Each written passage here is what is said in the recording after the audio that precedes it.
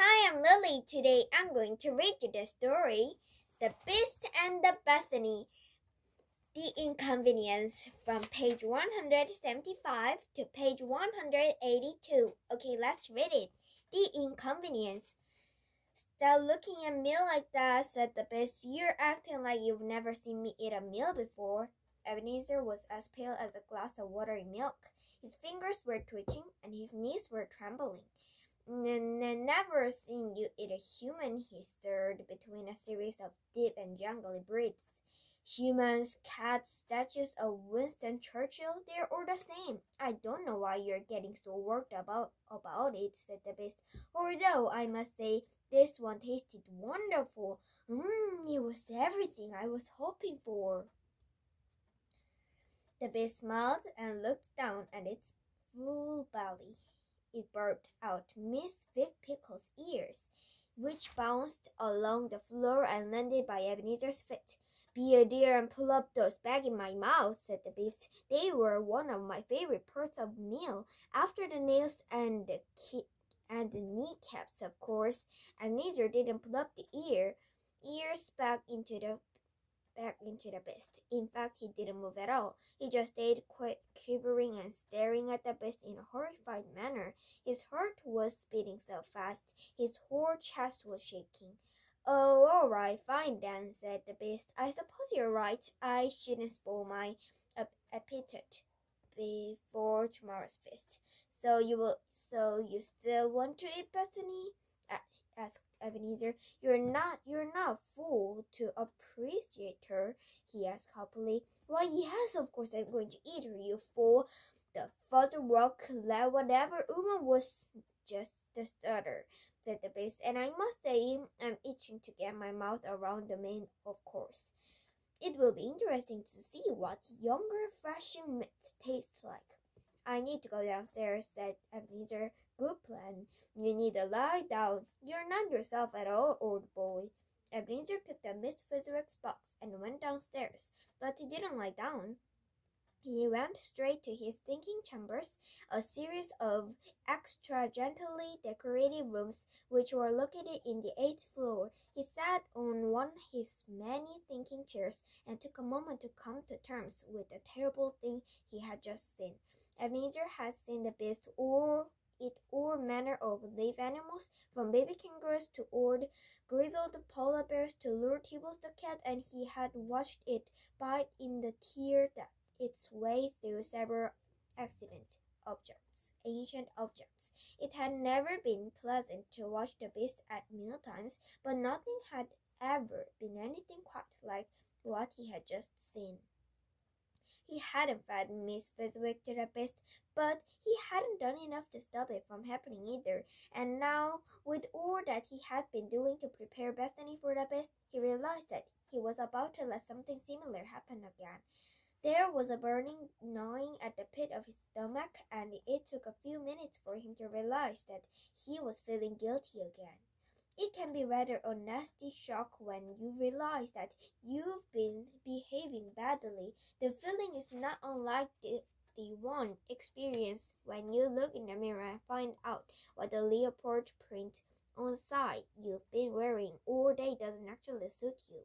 The gnawing burning in Ebenezer's stomach grew more and more painful as he started remembering all the things which had brought the Beast to eat over the years. All the whines, squeaks, and twists sounded in his ears, and every surprised face he had seen flashed before his eyes. Ebenezer had always seen the Beast as the evil one, and himself as the helper who had no choice over what he was doing. Now, however, he realized that this was not the case. Every time he had decided to help the Beast in order to get a potion or a present for himself, he had committed a dreadful deed. At any time over the past 500 years, he could have chosen to stop helping the Beast, but instead he had been selfish and cruel. The feeling of guilt guilt was so overpowering that Ebenezer felt he could no longer stay sitting down. He needed to do something to interrupt his train of thought, so he picked up Miss Fezwick's books and continued his descent down the stairs. After a brief pause on the third floor, where he stopped to make a visit to his designist drawing room, Ebenezer headed the ground floor. He went into the downstairs sitting room to distract himself with some television before realizing too late that Bethany had already taken over the comfist sofa. Much to his surprise, she wasn't reading comics. Her legs were crossed and her face looked cross. There were crayons and pieces of paper scattered around her. "How could you have done that?" she asked with a frown on her face. Ebenezer gulped. He wondered how she had found out about Miss Fezwick so quickly. "I can't believe you fed a talking, singing parrot to the beast," she continued. "That was a rotten thing to do." Ebenezer breathed a sigh of relief. He dropped the box on the floor and took a seat on the sofa next to Bethany.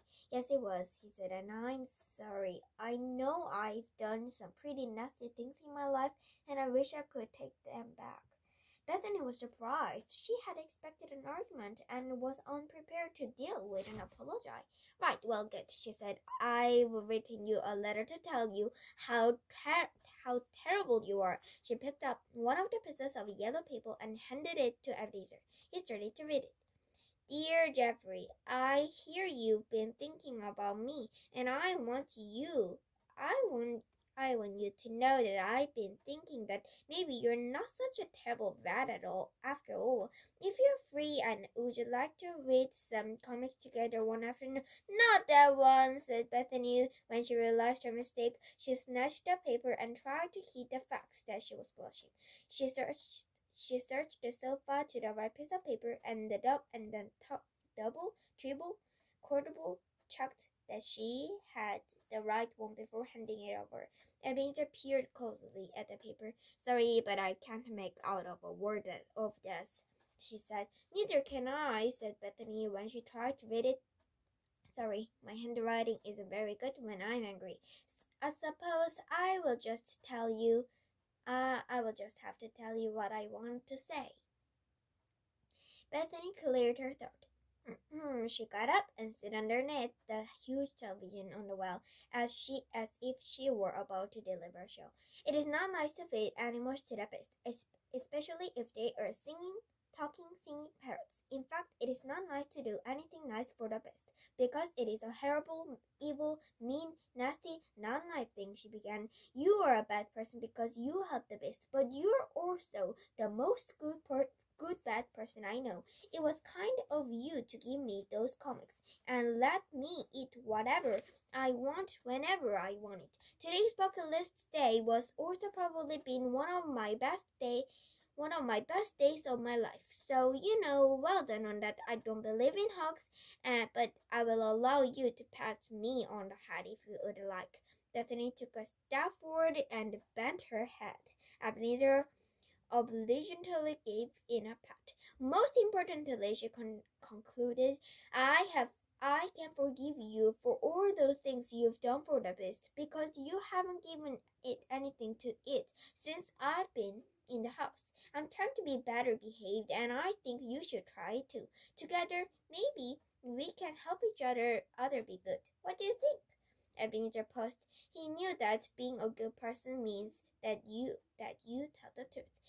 "The beast is hungry, and you are next on the menu. I only adopted you so that I could feed the beast a child," he said. I really am terribly sorry about the inconvenience." Bye.